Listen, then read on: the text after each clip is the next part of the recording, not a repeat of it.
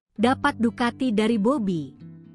KPK ungkap permintaan mengejutkan Immanuel Ebenezer. Komisi Pemberantasan Korupsi, KPK, mengungkapkan Immanuel Ebenezer Grungan, IEG, saat menjabat Wakil Menteri Ketenagakerjaan mendapatkan 1 unit motor Ducati setelah bertanya kepada Koordinator Bidang Kelembagaan dan Personel K3 Kemenaker Irfan Bobby Mahendro, IBM. Saat minta motor, IEG ngomong ke IBM, "Saya tahu kamu main motor besar.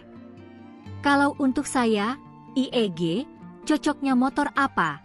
Kata Ketua KPK Setio Budianto saat dikonfirmasi di Jakarta, Sabtu, 23 Agustus 2025. Perbincangan tersebut berkaitan dengan kasus dugaan pemerasan dalam pengurusan sertifikat keselamatan dan kesehatan kerja, K3, di Kemenaker. Kemudian IBM membelikan dan kirim ke rumahnya IEG 1 Ducati, ujarnya. Setio menjelaskan pembelian 1 motor Ducati tersebut dilakukan secara off the road atau tanpa surat-surat.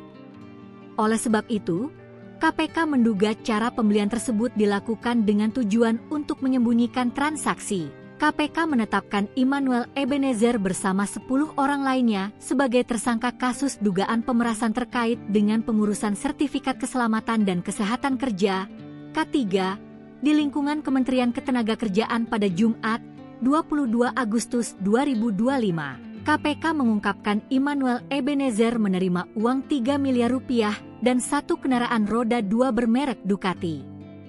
KPK menahan terhadap Immanuel Ebenezer dan 10 tersangka lainnya untuk 20 hari pertama, yakni terhitung 22 Agustus hingga 10 September 2025 di Rumah Tahanan Cabang KPK Gedung Merah Putih. Pada hari yang sama, Presiden Prabowo Subianto mencopot Immanuel Ebenezer sebagai Wamenaker.